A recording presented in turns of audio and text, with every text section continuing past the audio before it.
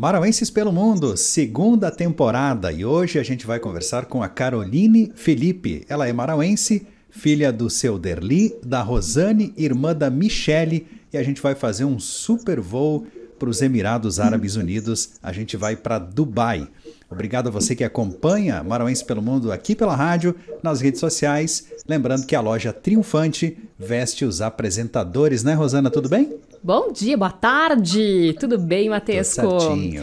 Vamos lá, então, para os Emirados Árabes, que, na verdade, a gente não vai fazer essa viagem para os Emirados Árabes, a gente vai para Marau mesmo. Ah, sim, com certeza. Porque nós temos a sorte de ter a Carol Felipe por aqui, passando umas férias. Seja bem-vinda, boa tarde para você. Boa tarde, Mauro. Boa tarde, Rosana. Um prazer falar com vocês hoje. Conta um pouquinho pra gente, Carol, antes da gente fazer essa viagem, conhecer um pouquinho mais da tua história como comissária de bordo, na Emirates, lá em Dubai. A gente quer saber da tua vida em Marau. Com que idade você saiu de Marau? Queremos saber quem são os seus familiares. Certo. Então, eu saí de Marau bem novinha, com 17 anos. Onde aqui eu morava com os meus pais e com a minha irmã na época. Agora minha irmã já não reside mais aqui em Marau. Ela mora em Novo Hamburgo, onde ela trabalha na área de biomedicina e faz mestrado em virologia. E aí em 2011, se eu não me engano, eu me mudei para São Paulo. E um pouquinho depois eu ingressei na Faculdade de Arquitetura e Urbanismo, que sempre foi meu sonho. Inclusive, antes de ir para São Paulo, eu tinha prestado vestibular para a UPF, mas acabei não concluindo a matrícula e fui para São Paulo me aventurar. E aí, lá em São Paulo, eu fiquei lá uns 2 anos e depois eu ingressei na Faculdade de Arquitetura e Urbanismo. E aí, quando eu estava no 4º semestre, por curiosidade, eu comecei a pesquisar sobre curso de pilotagem de helicóptero. Foi uma coisa bem inusitada, assim, que me passou pela cabeça, e eu fui pesquisar, e aí nessa pesquisa eu vi uma entrevista, um artigo que eles estavam comentando sobre o recrutamento da Emirates para a vaga de comissário de bordo, isso tudo lá em São Paulo. E aí eu comecei a ler e eu vi que era um emprego bem visado e eu achei bem interessante, mas na época eu nunca tinha pensado em ser comissária de bordo. Na verdade, eu nem sabia o que uma comissária de bordo fazia exatamente. E eu, por me encaixar no perfil que eles pediam, eu acabei mandando um currículo. E aí eu recebi um e-mail meio genérico, assim, dizendo que eles iam fazer um recrutamento lá em São Paulo, em tal data. E aí eu fui, assim, bem descrente que eu ia acabar virando comissária de bordo. E, inclusive, esse dia que eu fui, tinham 350 pessoas. Nossa! E a maioria era comissária de bordo no Brasil, que gostaria de trabalhar no exterior, ou já conhecia alguém que morava em Dubai, sabia como o trabalho funcionava, então eu estava bem descrente, assim, que eu ia chegar até o fim da entrevista. Mas eu lembro que eu fui cedinho de manhã e saí de lá só às 7 da noite. E aí, às 7 da noite, eles falaram pra gente, parabéns, você passou para a segunda fase. E eu até então nem tinha contado para os meus familiares que eu tinha ido para essa entrevista, porque nunca tinha me passado pela cabeça, assim, de realmente seguir essa profissão. E aí eu fiz a segunda parte da entrevista, e quando eu passei para a entrevista final, que foi a terceira parte, daí que eu contei para os meus pais, né, e até eles ficaram meio chocados, porque foi uma coisa bem inusitada que aconteceu comigo. Que legal essa história, hein, Rosana? Mas eu fiquei muito curioso, muito curioso. Até porque, assim, essa história é tão legal, porque a Carol fez arquitetura e urbanismo, né? E passou numa seleção para trabalhar na Emirates. Carol, o que eu tô curioso é o seguinte, você também tinha essa curiosidade e não sabia muito bem como ia ser o trabalho. Como é que foi a tua preparação para entrar no avião, para exercer o teu trabalho na prática? Como é que foi isso? Na verdade, acho que desde pequenininha, a minha mãe sempre fala que eu tinha dito que um dia eu ia viajar ao mundo, mas eu nunca imaginei achei que era coisa de criança, né? Mas quando eu passei para a segunda fase da entrevista foi que eu comecei realmente a pesquisar o que uma comissária fazia, porque eu não tinha ideia. E aí eu percebi que realmente era um trabalho muito bom, é diferente de como é aqui no Brasil, porque a gente faz muita viagem internacional, e é um trabalho muito visado, onde 0,3% das pessoas que aplicam para a entrevista acabam conseguindo um emprego. Então, porque eles têm um perfil muito específico das pessoas. Precisa ser uma pessoa jovem, porque é um trabalho fisicamente cansativo. Então, realmente, não foi que eu cheguei em Dubai não sabendo o que eu ia fazer no trabalho, né? Mas, claro que tem sempre coisas que a gente fica pensando, como que vai ser quando eu estiver trabalhando lá na Emirates. Mas foi bem tranquilo, foi um processo assim, eu já morava fora de Marau, então eu não sofri muito com essa questão de morar em um lugar diferente, porque, assim, cidade grande não é que nem Marau, né, que você vai de a pé para todo que é lado, você conhece todo mundo, você precisa de ajuda, você liga para alguém da família. Então, para mim, foi um processo mais tranquilo, assim, que eu não tive muita preocupação também por conta disso. Mas é diferente você trabalhar de comissário de bordo no Brasil e lá na Emirates, porque no Brasil você precisa fazer um curso da ANAC, que é a Agência Nacional de Aviação, e aí depois que é como se fosse uma faculdade, depois que você faz o curso é que você leva o seu currículo para as empresas para tentar uma vaga de trabalho. E na Emirates é diferente, como eles precisam de um perfil bem específico de pessoas para trabalhar lá, eles te dão um curso do zero, então você não precisa saber nada sobre aviação e sobre como é o trabalho, sobre o serviço, porque eles te ensinam tudo lá do jeitinho que eles querem. Então foi tranquilo, não foi nada assim absurdo que eu não teve. A única coisa que eu não imaginava é que ia ser um trabalho tão fisicamente, mentalmente cansativo, porque você fica muitas horas sem dormir, muitas horas trabalhando, então essa acho que foi a parte que eu não levei muito em consideração. E que eu ainda, depois de 5 anos, eu ainda não me acostumo com essa história de você ter que dormir às 3 da tarde e trabalhar às 11 da noite. Eu acho que é bem difícil essa questão de não ter uma rotina. Mas de resto foi tudo bem natural, assim. E a língua, a questão da língua, como é que foi para você? Você já dominava o inglês? Já dominava o inglês, eu fiz desde novinha curso no CCAA em Marau, inclusive eu dei por um tempinho aula de inglês por lá, então para mim foi bem tranquilo. Eu também tinha feito um intercâmbio com o CCAA mesmo, para a Austrália, em 2011, e então foi bem tranquilo para mim a língua, porque eu sempre tive fluência, inclusive esse é um dos requerimentos para você conseguir um emprego lá. Eles levam muito em consideração o inglês, que é a língua que você vai usar no dia a dia, no seu trabalho.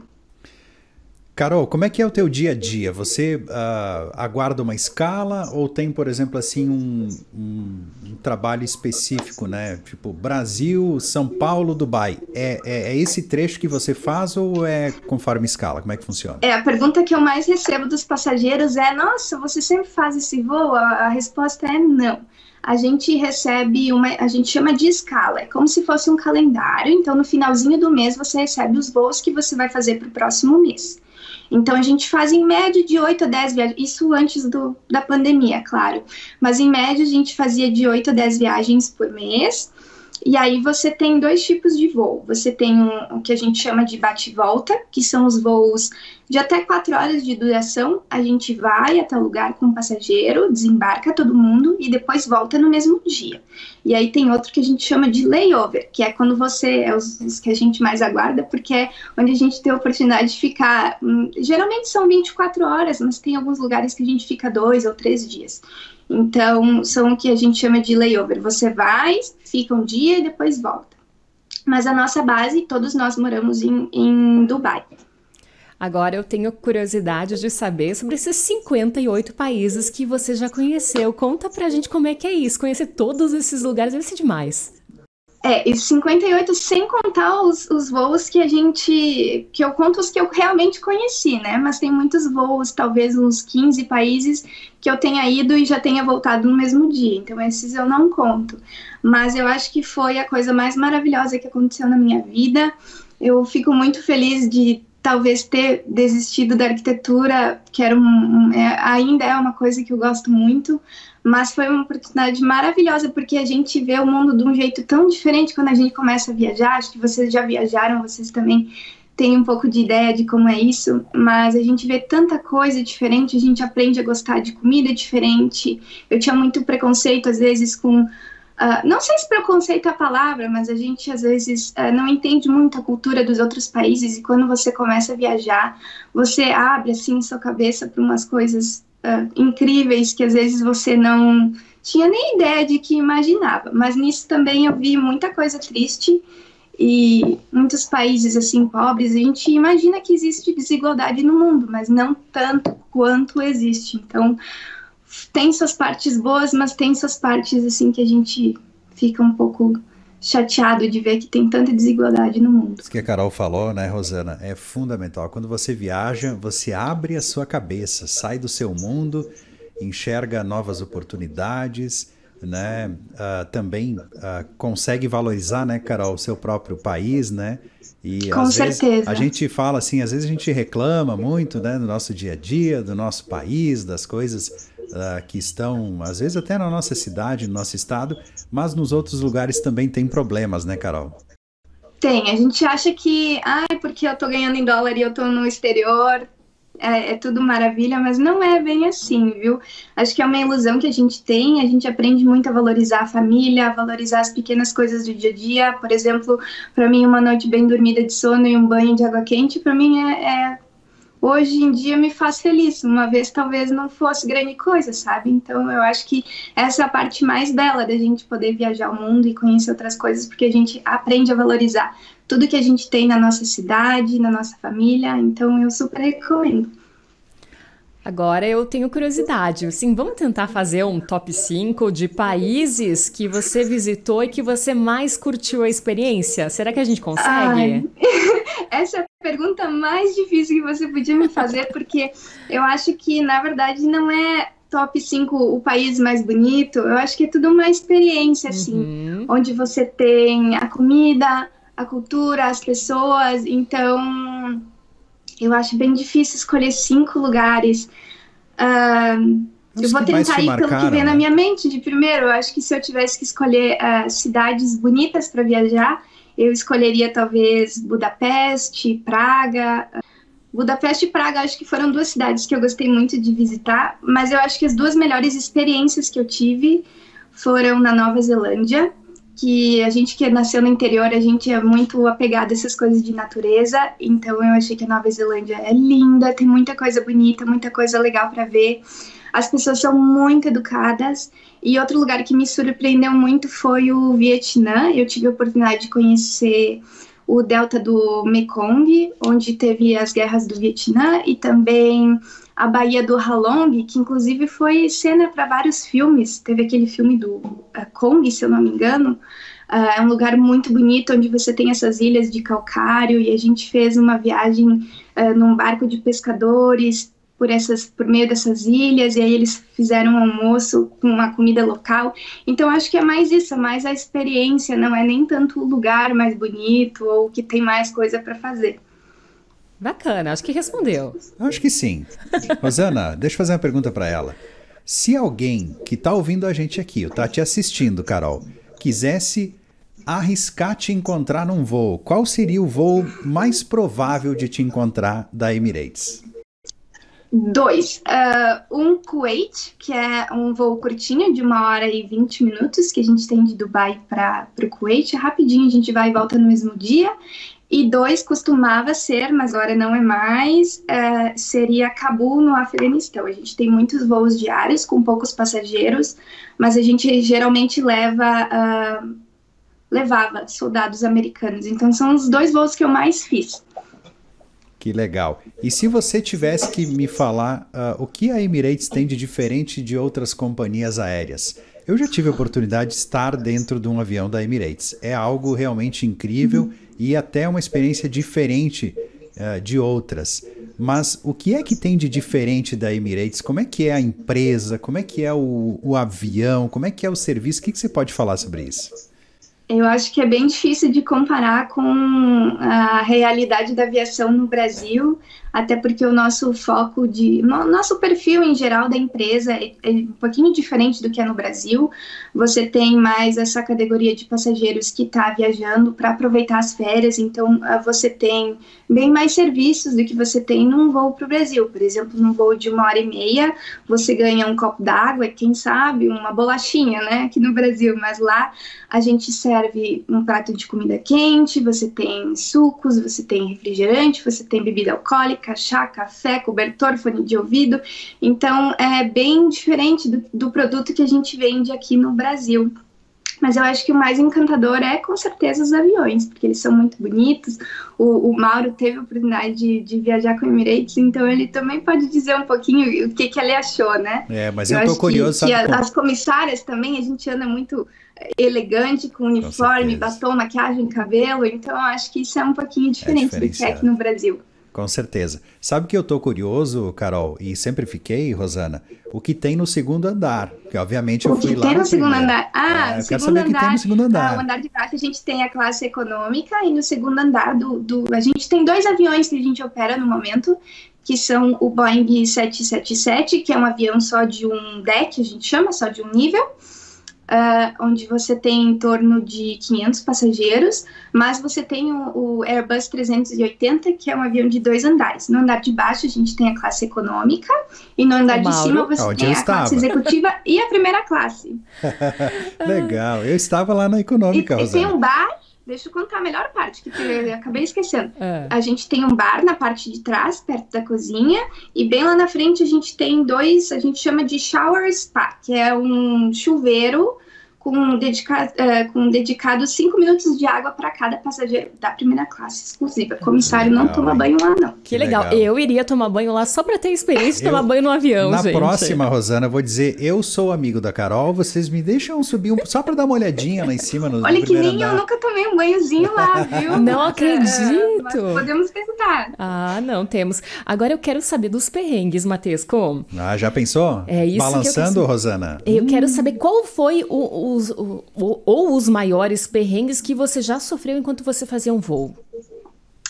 Eu nunca tive nada de muito grave, até porque todas as situações que estavam prestes a acontecer, a gente tem treinamento. Então, por exemplo, o nosso treinamento não é só serviço, como as pessoas imaginam. Na verdade, o nosso trabalho não é servir as pessoas, acabou sendo servir as pessoas. Mas o nosso serviço em si, a gente tem um curso de primeiros socorros, que abrange desde, sangramento no nariz até um parto. Inclusive tem uma amiga minha que já chegou a fazer um parto no voo. Eu nunca tive nenhum caso extremo assim. Sempre você tem alguém passando mal, vomitando ou... Enfim, já tive 2 casos de convulsão, mas tudo a gente é treinado, então sempre foi tranquilo. Mas eu acho que a pior parte é quando os passageiros bebem demais e se exaltam um pouquinho, às vezes brigam. Então a gente também tem curso de segurança, a gente tem cursozinho básico. Jiu-jitsu, não? Karatê? A gente tem uma professora que ela é formada em karatê e ela ensina alguns, não são golpes, são movimentos para você, se tiver que algemar algum passageiro, a gente também faz isso, viu? Nossa, e é problema pro passageiro, então é melhor se comportar. Mas já Até chegou... porque o álcool, a bebida alcoólica, é parte inclusa da passagem de Emirates, então a gente tem responsabilidade de controlar o consumo de álcool dos passageiros. Então, tem que não cortar. Vale a pena. Tem que cortar. Se tu vê que alguém tá bebendo demais, tu tem condições de dizer, eu não vou mais te servir. Rosana, é assim, ela vai olhar a tua comanda, se você já pediu umas 12 doses, ela vai dizer, olha, Rosana, vamos segurar a onda. Sério? Tem essa intervenção? A gente tem, para tudo que você imaginar, a gente tem um protocolo. Inclusive, são 3 meses de curso que a gente faz, e muitas pessoas acham que é besteira, mas a gente aprende de como é que você vai negar bebida alcoólica para um passageiro, até porque muitas pessoas falam, eu paguei, é meu direito. É seu direito até certo ponto que você não está incomodando as pessoas do seu lado, mas a gente tem uma técnica que a gente chama de 4Ds, que você aplica num passageiro quando ele está bebendo demais. você vai distrair, você vai tentar atrasar a bebida. Então, por exemplo, ele fala, me traz mais uma cervejinha, você fala assim, tá bom, eu já volto, e aí você esquece.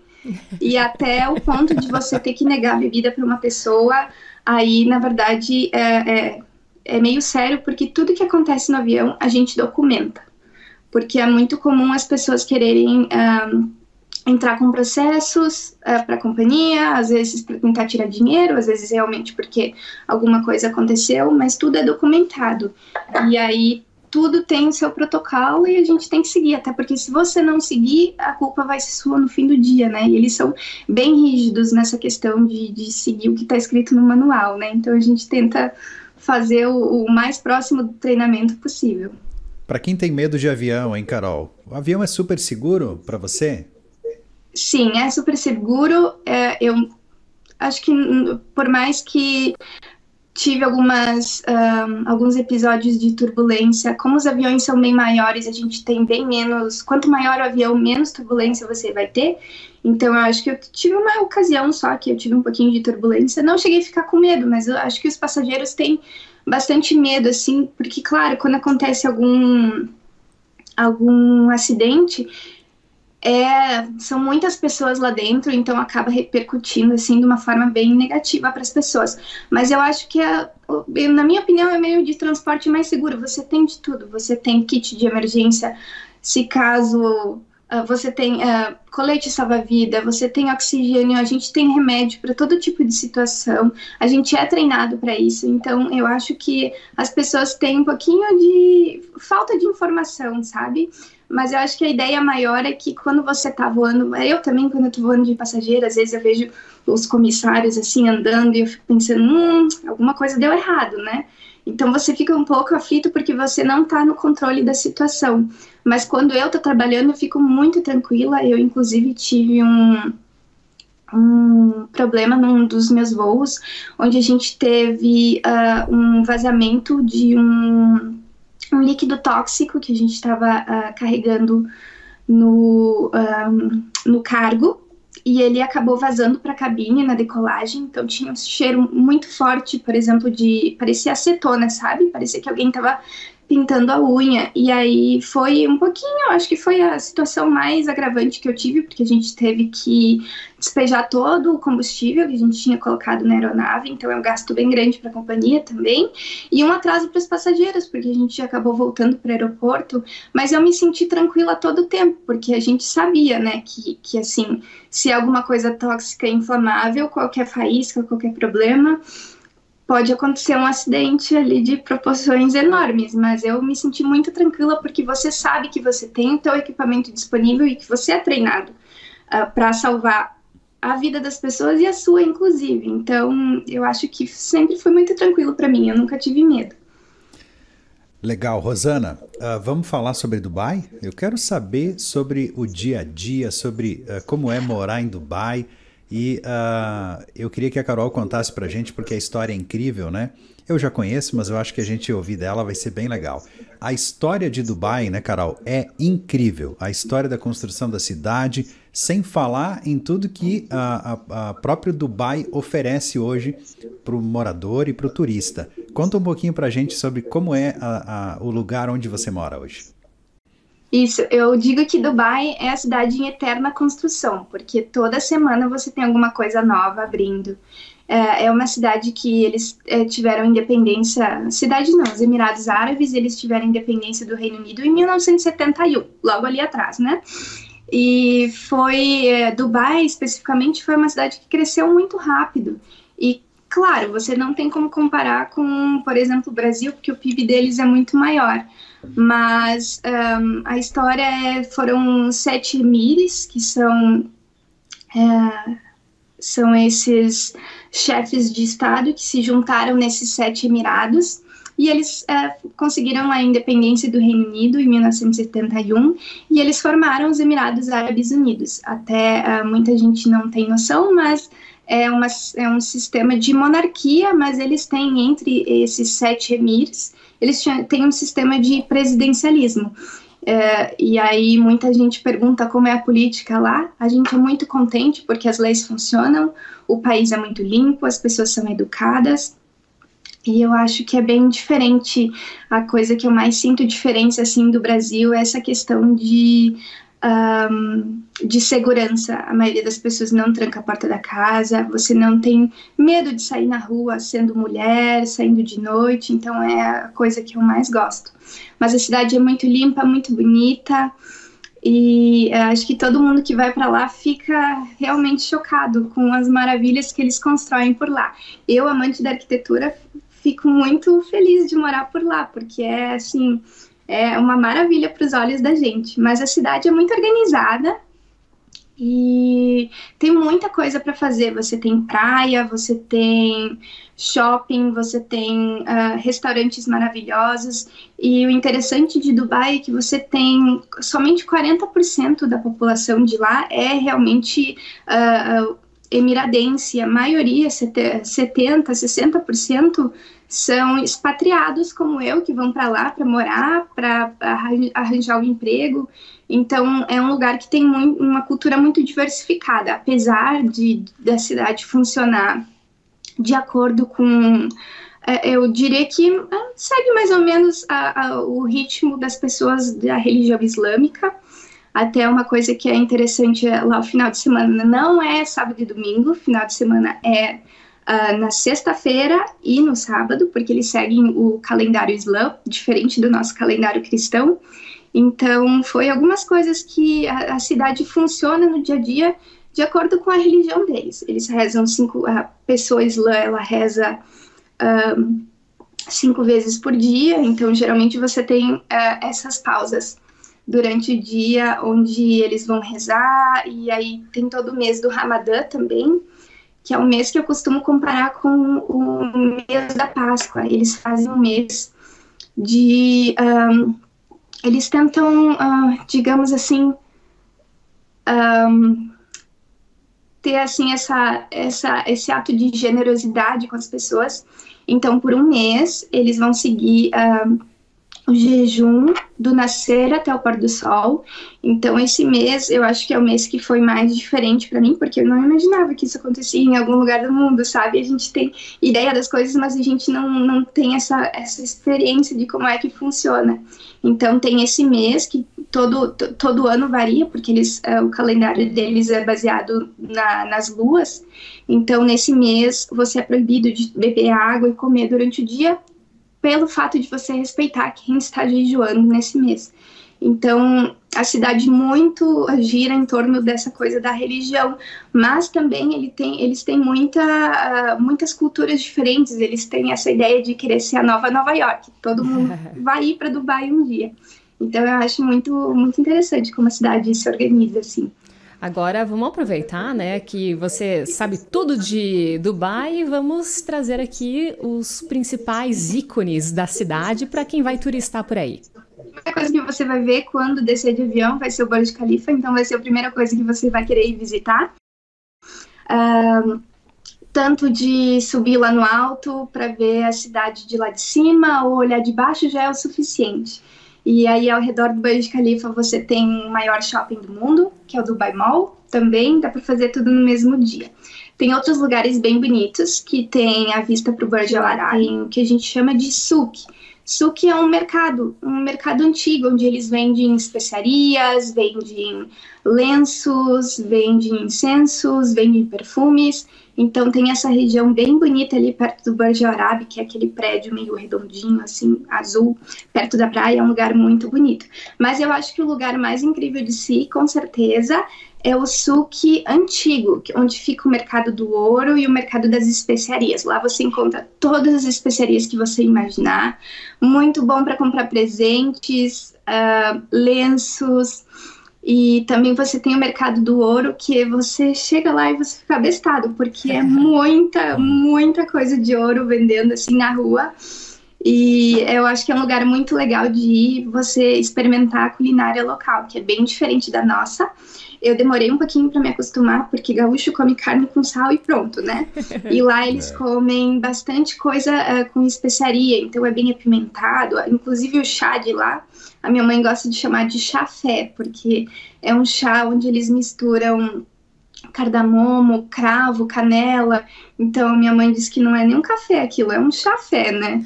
Então, é bem interessante de você ter essa experiência no Dubai antigo, que é bem diferente dessa coisa toda moderna que você vê na parte central da cidade.